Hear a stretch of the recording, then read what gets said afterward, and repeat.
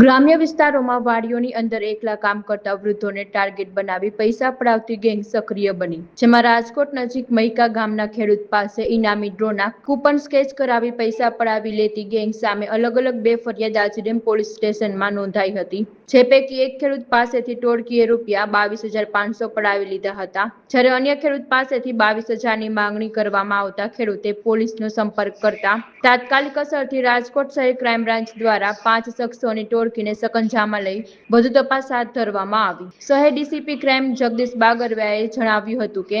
રાજકોટના ગ્રામ્ય વિસ્તારોમાં ખેડૂતોમાં વાડીની અંદર એકલા કામ કરતા મોટી ઉંમરના લોકોને ટાર્ગેટ બનાવી ઇકો ગાડીમાં એક ટોળકી ફરી રહી હતી। પોતાની સાથે નીતિ સેલ્સ ઓફર નામનું ટેમ્પલેટ રાખી તેમાં સ્ક્રેચ ખેડૂતો પાસે કરાવી તેમની પાસેથી બળજબરીપૂર્વક ડરાવી ધમકાવી પૈસા પડાવી લેતા હતા। આ ટોળકી કોઈ વસ્તુ આપી ન હતી, જે અંગે 2 અલગ અલગ ફરિયાદ નોંધાતા રાજકોટ ક્રાઇમ બ્રાન્ચની ટીમે ચોક્કસ બાતમીના આધારે ટોળકીના 5 શખ્સોને ઝડપી પાડી કાયદેસરની કાર્યવાહી હાથ ધરી હતી। ઝડપાયેલ 5 શખ્સોમાં રમેશ ચાવડિયા, રૂપા ચાવડિયા, હિતેશ ઉર્ફ રીતેશ ચાવડિયા, હિન્દુ વરુ અને ગોવિંદ ચાવડિયાનો સમાવેશ થાય છે। આજ રાજકોટ શહેરના આજીડેમ પોલીસ સ્ટેશનમાં છેલ્લા 3 દિવસમાં 2 ચીટિંગના બનાવ બન્યા હતા। એ ચીટિંગના બનાવોમાં હકીકત એવી હતી કે એક ગેંગ ઇકો ગાડીમાં સવાર થઈને આવતી હતી અને જે ગ્રામ્ય વિસ્તારમાં વાડી વિસ્તારમાં રહેતા વયોવૃદ્ધ ખેડૂતો હોય છે એમને ઇનામી કૂપન સ્ક્રેચ કરાવતી હતી અને એને સ્ક્રેચ કરાવવાના બદલામાં ઇનામની ચીજ વસ્તુઓ ખરીદ કરવા માટે એને ધાકધમકી આપતી હતી, એની પાસેથી રોકડ રૂપિયા પડાવતી હતી। તો આ ગેંગને પકડવા માટે માનનીય CP sir Brajeshkumar Jha sir અને એડિશનલ સીપી સર ચૈતન્ય મંડલિક સર દ્વારા ક્રાઇમ બ્રાન્ચને સૂચના આપવામાં આવેલ હતી। આ સૂચનાની અનુપાલનાના ભાગરૂપે એસીપી શ્રી ભરત બસિયા સાહેબ, પીઆઈ શ્રી ગોંડલિયા સાહેબ, ડામોર સાહેબ અને જાદવ સાહેબ દ્વારા અલગ અલગ ટીમો બનાવી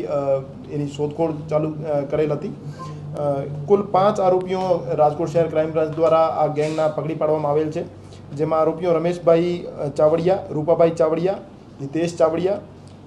હિન્દુભાઈ વરુ અને ગોવિંદભાઈ ચાવડિયા, એ 5 આરોપીઓને અત્યારે મુદ્દામાલ સાથે પકડી લીધેલ છે અને આગળની કાર્યવાહી માટે લોકલ પોલીસ સ્ટેશનને હેન્ડઓવર કરેલ છે। અને એમની એમઓ એવી હતી કે એ આ રીતના નીતિ સેલ્સ ઓફર નામથી સ્ક્રેચ કાર્ડ જે અભણ વયોવૃદ્ધ ખેડૂત હોય છે એમને બતાવતા હતા અને એમના ઉપર સ્ક્રેચ કરાવતા હતા અને સ્ક્રેચ કરાવ્યા પછી એમના જે એમની ઇનામની વસ્તુ લખેલી હોય, જેમ કે મિક્સર લખેલું હોય તો એમને મિક્સર આપતા હતા અને મિક્સરની કિંમત 1500 થી 2000 હોય છે અને એમની પાસેથી 15 થી 20,000 રૂપિયા પડાવતા હતા અને જે આ વસ્તુ લેવાની ના પાડે સામેવાળો ભોગ બનનાર તો એની ધાકધમકી આપી એમની પાસેથી જોર જબરદસ્તી બળજબરસ્તી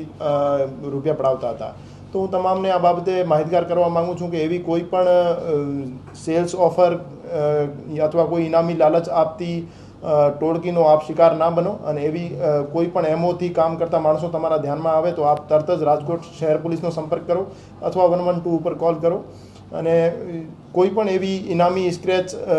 કરતી કોઈ કંપની અથવા એના નામે તમને કૂપન સ્ક્રેચ કરાવે તો આપ એમની લોભામણી જે લાલચભરી યોજનાઓ છે એમાં આપ ઇન્વોલ્વ ના થાઓ અને આપ તરત જ પોલીસનો સંપર્ક કરીને આપ એનાથી છૂટકો પામી શકો। એના વિરુદ્ધ 2 ગુના છેલ્લા 3 દિવસમાં રાજકોટ શહેરના જ આજીડેમ પોલીસ સ્ટેશનમાં દાખલ થયેલા છે। આ સિવાય પણ એક પણ કોઈ ગુનો દાખલ થયેલો નથી, અરજી થયેલી છે। એને કબૂલાત આપી છે કે લાંબા સમય પહેલાં જે વાડી વિસ્તારમાં રહેતા ખેડૂતો હોય છે, અભણ માણસો હોય છે, એને એ રીતે લાલચમાં લઈ અને એમને સ્ક્રેચ કરાવતી હતી અને સ્ક્રેચ કરાવ્યા પછી એને વસ્તુ જોઈતી હોય કે ના જોઈતી હોય દબાણ કરીને એમની પાસેથી પૈસા પડાવતા હતા। કેટલા લોકોને ભોગ બને છે પૈસા? હજુ સુધી એને 3 થી 4 કબૂલાત આપી છે, પણ એના ભોગ બનનાર અમને મળી આવેથી એના વિરુદ્ધ બીજા ગુના અમે દાખલ કરીશું। આ લાંબા સમયથી આ નીતિ સેલ્સ ઓફર નામથી આ જ રીતની સ્કીમ ચલાવતા હતા, તો એમાં જ આખી વિગત